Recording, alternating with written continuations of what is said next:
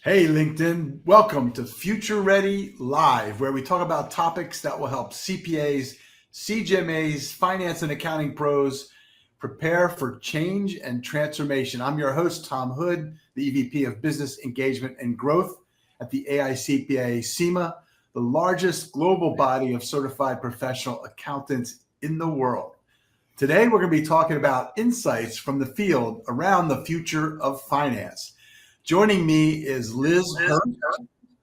Liz is a senior director at Wharton Business Consulting, a challenger consultancy founded in the UK, which provide advisory services to business leaders around transformation and integration through the lens of restructuring, culture change, and leadership alignment. She's also the co-author of our white paper on how finance leaders influence the future. We'll drop that in the chat below. Prior to founding Wharton, Liz spent a number of years working in Deloitte's people transformation function and has a background in business change focused around organization design, leadership effectiveness, culture, and behavior change. Liz, say hello to the audience. Hi, wonderful to be here today with you, Tom. Thanks for having me. It's great to have you here with us. So let's start with sharing some of your latest observations and insights you've gathered from your consulting work with major companies on the key challenges that finance leaders are facing, such as the pace of change, prioritization, and driving a culture of continuous development. Certainly. So yes, we've been working with a number of finance leaders across a range of sectors, and many of those have global roles, certainly CFO and finance director type roles. And there are really a number of consistent themes, I think, that are coming across. One of these is the elevated role of the CFO or of the finance leader. So we're now really seeing that those finance leaders, those CFOs, are very much becoming like a co-pilot to the CEO and actually helping to drive and inform strategic business decisions. And that takes a whole different skill set. That puts a whole different set of pressures on those individuals. The second, I think, as you rightly call out, is the pace of change. So from a technological perspective, from a transformation, from a people perspective, that pace of change is just accelerating. And what we're really seeing is that for many leaders, that's actually leading to quite a sense of overwhelmed. You know, people are trying to do more with the same, or in many cases, they're actually trying to do more with less as well. And so some of the themes that we're really working with clients on is around things like ruthless prioritization. So how can you really focus the efforts of your finance teams on the things that matter, on the things that create value for the organization, rather than reporting for reporting's sake, for example? We're also seeing a lot of, as you would expect, process optimization, automation work as well, which is changing the nature of the profession and changing the nature of the skills that their teams need in order to be able to translate the insights out of data, to be able to use that to inform strategic decisions, etc. And then, as you rightly point out, one of the real clear things that a lot of CFOs are asking us to support them with at the moment is this: how do we create this culture of continuous development, of continuous learning? And we're working with CFOs on a number of things around that. So firstly, around kind of identifying the competencies that they need from their people in the future, because they are different in many cases to the competencies of the past, as you well know. Secondly, there's the piece around actually coaching as well. Coaching has become a really critical part, coaching both finance leaders, but also people across the organization around some of those more kind of people and leadership skills, but also helping them to identify their own development and career goals and where they move in the organization. And as part of that, one thing that we're increasingly seeing CFOs and finance leaders looking for is more cross-functional fertilization of talent. So, you know, technical skills, really, really critical. But actually, those individuals who have gone and worked in other functions, who have gone and, you know, been at the coalface, worked in commercial functions, got that understanding of how the business operates, and then come back into finance or start in those other functions and then move into finance, are seen as being really, really valuable. Yeah. And I guess a couple of observations from that work. I think we're seeing, you know, learning development, it's not prioritized in many organizations. Technical skills are prioritized, and they're really important. Don't get me wrong, they really are important. But actually, leaders need to set the example of prioritizing their own their own development, of talking about their own careers and those kind of, to take Helen Tupper's term, I don't know if you've seen her work, but the squiggly careers, the non-linear, the ones that go all over the place, and talking about the roles that they've undertaken. We're also advising a lot of finance teams to really make talent talks a core part of their DNA. So how do they identify their high potential talents? But also, as part of that, how do they make sure they know what development needs they've got across the organization, so they're investing in the right things? But all of that comes at a price, and all of that comes at a time commitment. Yeah. And it's only really the leaders and the forward-thinking CFOs that we're seeing that are accelerating in that space, because they are using things like ruthless prioritization to free up the time to be able to do those things. Yeah.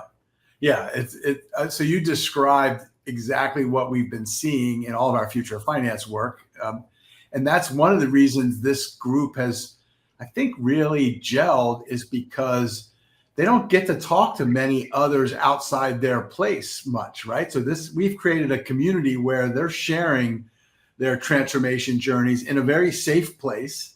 And it's amazing how they just that's where they're learning a whole lot, right, from each other, which is probably the best you can get. So you definitely captured all of those critical pieces very well, as normal. That's why we like working with you. So let's talk about the one other big project you helped us with, which was the Finance Assessment Model for Effectiveness, or we call it the FAME model. We're still using that as a framework, even though we didn't get to the whole in-depth survey we were going to think about building.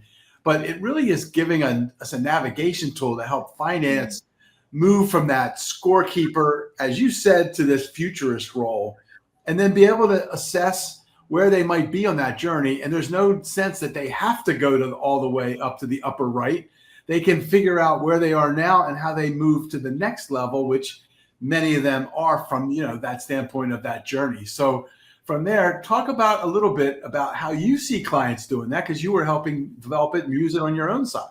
Yeah, absolutely. And I think you make a really critical point there. I think that futurist piece on the right-hand side, we almost deliberately set that as impossible to achieve, almost, certainly aspirational. And it was almost built on the absolute best practice we've seen across various industries, plus some. And I think that's an important point to note. But I think things like the FAME, and similarly, we've got a organizational maturity assessment that we run with clients around their cultures, their structures and their leaderships. They're a great way for organizations and for leaders to pinpoint what are the specific change and transformation initiatives that they need to invest in, that they need to align their teams behind, and that they need to really focus on in order to drive a shift. I think and you'll know this from your Future of Finance Leadership Advisory Group discussions, there's so much blue sky thinking, which is great because we're moving in that direction. But slowly. There's it can, to my earlier point, it can seem quite overwhelming. And a lot of finance leaders are thinking, well, where on earth do I start? And things like the FAME, it's got the 5 levels, or the 5 sort of areas. So, your technical, your business, your people, your leadership, and your digital capabilities and maturity across those levels. Then, as you say, from scorekeeper to futurist. And by answering some fairly simple questions, you can actually pinpoint, where are you today? Where would you like to be? And I think the critical thing for me is not all organizations should ever even try and aim to be futurist or even towards that. In actual fact, it's just about that jump from one up to the next, and then maybe one further from there.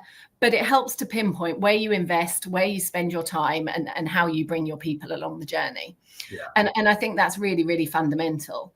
It also helps, I think, and the other thing that we've seen with clients is it brings that outside in, to your point. Many finance leaders don't get the opportunity to share ideas, to hear from peers, to hear from other industries, but it provides some examples of what other people are doing. That can really help stimulate insight and discussion, particularly in that kind of disruption space. And then secondly, I think it also helps you to prepare for some of those more macro trends as a finance leader.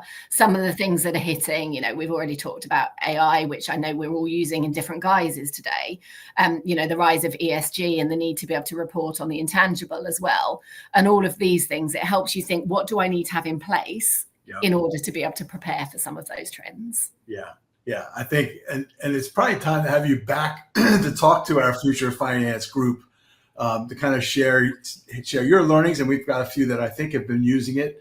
So I think we ought to definitely schedule that. But the magnitude of change here, as we started with, is just mind blowing. And I think everyone's trying to figure that out. So let's talk about another tool in the arsenal of changing your finance team and transforming, which is this idea of having a clear finance vision or a North Star to guide teams through the long transformation journey. What are some of the best practices that you're seeing in organizations effectively developing and aligning to that vision? Yeah, I mean, one of the key in all my transformation work that I do, one of the key fundamentals is having a really, really clear, what are we trying to achieve, and having that consistently communicated across the organization, make sure that's very compelling. And that's really what that finance North Star needs to be. But it also needs to be simple. Right?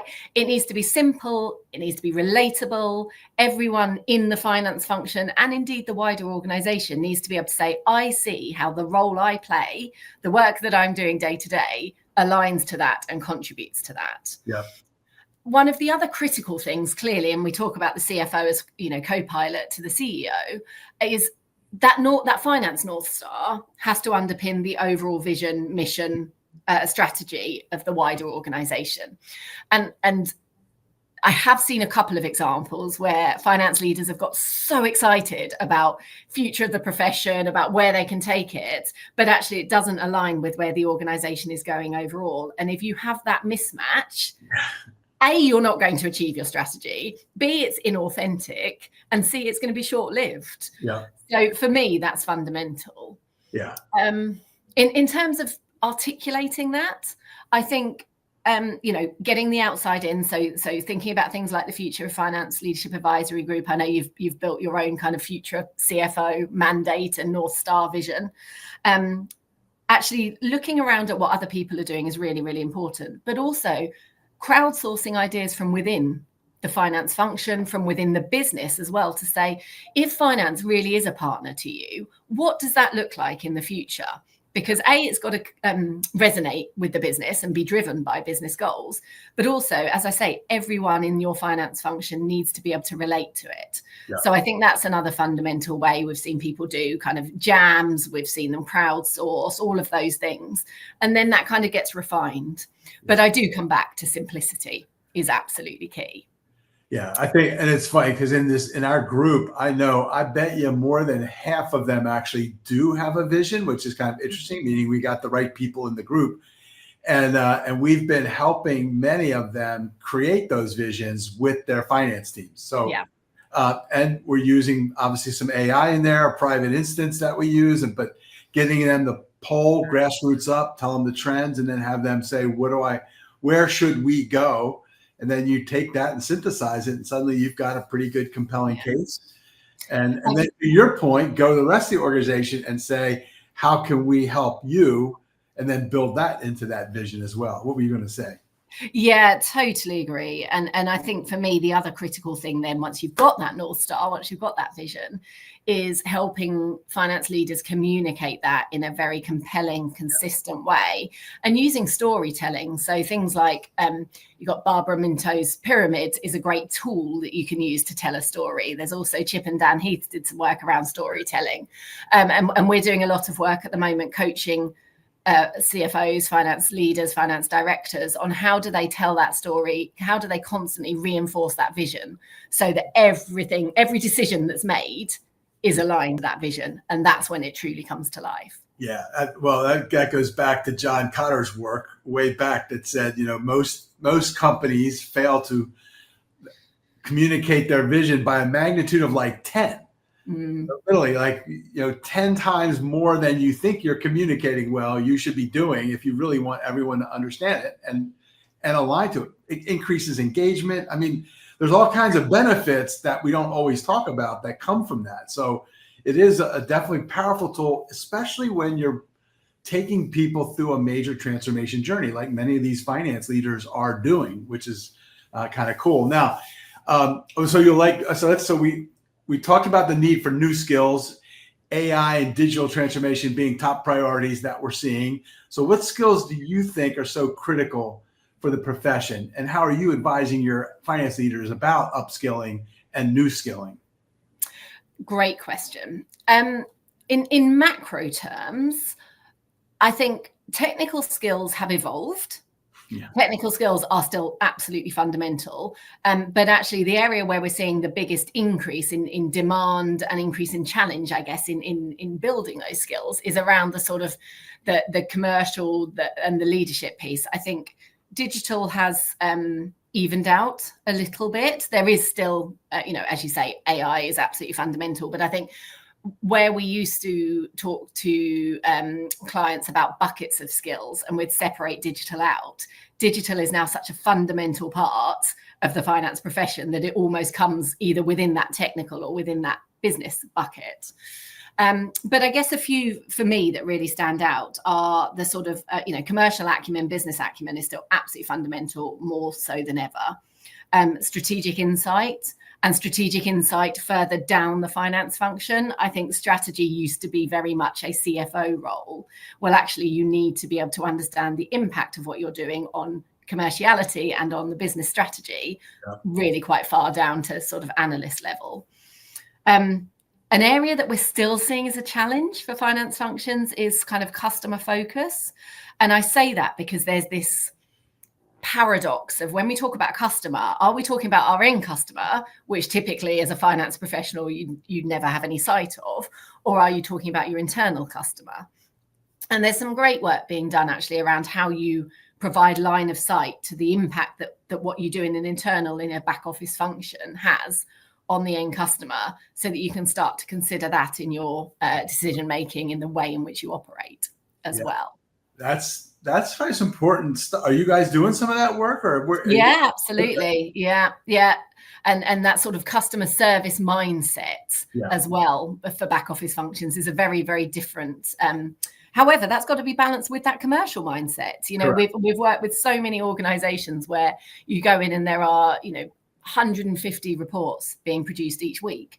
And actually, most of them have the same information in them in slightly different formats, because Joe over here wants it in this format, Pete over here wants it in a different format. And again, that's where your kind of, your customer service element can kind of go mad. And then the other big one is there's two really I'd call out. No surprise. One is disruption.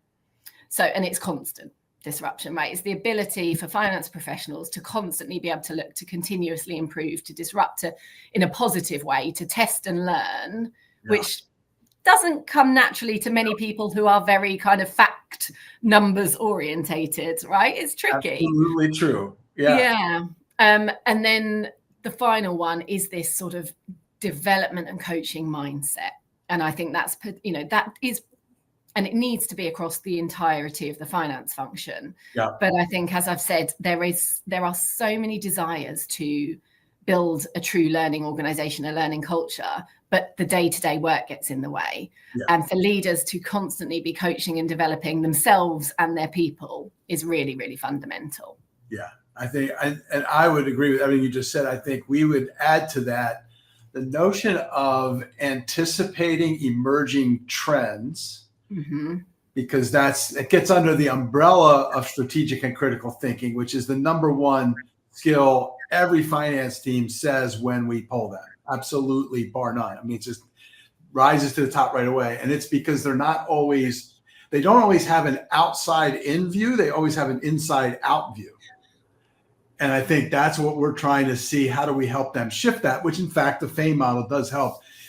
By the way, we are going to update FAME for AI now. So we're getting ready to have a 2-day in-person and collect how is AI impacting them in all those different functions.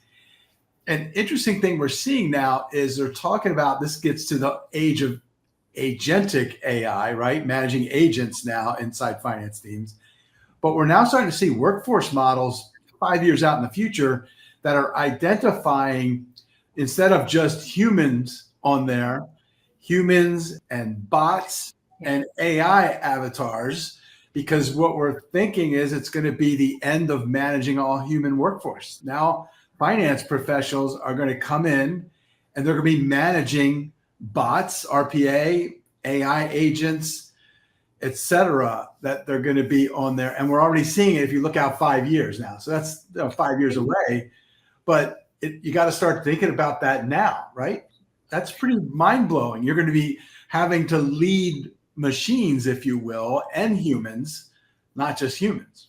Yeah, and that requires a whole different set of leadership capabilities and styles, right? But it also elevates the need for those uniquely human skills. Correct. Exactly. Your judgment, your curiosity, all the things that AI at present, and who knows what the future holds, cannot replicate, are increasingly important. But it's fascinating stuff, isn't it? It's coming faster than we think, right? So all right, let's wrap up with this notion of leadership development. I know you guys are doing a lot around leadership development. We already started talking about those. What do you think some of these critical leadership competencies and mindsets are critical for us in the future? Yeah, so I think, we talked about judgment. That's going to be absolutely fundamental. I think things like your storytelling that we've already talked about, disruptive thinking, leaders are going to have to constantly disrupt, is absolutely fundamental. The ruthless prioritization piece, the ability to communicate with impact as well is really fundamental. Back to this storytelling, visionary, North Star piece, and then also the kind of quality development conversations. I think one of the things that we're seeing is that as a profession, and this is a generalization, so excuse me, technical skills have been reasonably well invested in. Leadership skills has not been. So people typically have been promoted on technical ability as opposed to their ability to lead well, to manage well. That is changing. We are definitely seeing that. And we are certainly seeing, we do a lot of assessment work with clients as well to assess, individuals really from the ground up, but working a lot with leadership teams around assessing for capability, but also for potential performance. And we are seeing much more rounded assessments in place. So it is as much around how do you bring people along the journey? How do you challenge constructively? And how do you guide the business? So that stakeholder influencing piece is absolutely fundamental. And I think that the key thing for me in terms of when we work with clients is really important. Formal learning is still important. Right, doing your coursework, doing online learning, doing face-to-face learning is really important. But we all know the 70-20-10 rule. And actually now we work a lot with the model of 4 E's, which I don't know if you know about that, but education, tick, really important. Experience, on the job experience, coaching, mentoring, secondments, all of that, exposure to wider opportunities as well is absolutely fundamental. And we're doing a lot of work at the moment with CFOs, with finance functions around how do you create the opportunities for people to get those experience and that exposure, and how do you drive that kind of lateral cross-functional experience piece as well that I talked about. And I think creating that culture of continuous learning is really, really important, but also providing people the opportunity to try things and to fail fast. And I don't think it matters whether you're talking about talent development, leadership development, technical skill development. I think that's absolutely fundamental, and it's a trend that we're seeing finance leaders certainly, understand and embrace more. And actually, as part of that, they can better invest any learning and development budgets as well to things that add value and create real difference in the organization, rather than having a huge catalogue of things that no one uses or they don't impact the work that's being done. Yeah, 100%. It's funny. You just reminded me that one of the big things that we have now that's really helping us in the US, we already had it in the UK, is our apprenticeship program. So the whole apprenticeship for finance and accounting that moves you up to the CIMA. And in the US, we've added the USDOL certificate as a finance business partner, but it's all learning that's scenario based. So even if you don't have those high level scenario jobs in your current piece, the educational component of that, the curriculum, gives that experience, and then they can run it by their supervisor or their mentor So it helps them acquire those skills, right? Almost like simulations as opposed to, live fire drills, so to speak. So it's another, and we're the only one that's got that global apprenticeship going with the UK, obviously, and what we're doing in the US. So that's another kind of tool in the toolkit to build that learning muscle, if you will, in those finance leads. Well, this was incredible. I knew it would be wonderful catching up with you. And so thank you. And we'll have to have you back again soon. Let's see. I mean, you covered everything, the skills, the AI part, obviously what you're talking about, this notion of the CFO as co-pilot, more in the corporate strategy, and elevating the whole team. I mean, all that stuff is exactly relevant. So we're going to put your resources that we've worked on with you in the comments. But everybody out there, follow Liz on LinkedIn, Liz Hirst, Hirst. Visit Wharton Business Consulting online, Wharton-ignite.com. Again, we'll drop that in the comments. You can follow her and her company on Twitter at Wharton, Wharton BC. Don't confuse her with the other Wharton in the US. But Liz, great catch up with you. Thank you for joining me. To my audience out there, don't miss Future Ready Live sessions back here on LinkedIn, the first and third Tuesday of each month at noon Eastern. We'll see you then. Thank you so much for having me, Tom. Thank you.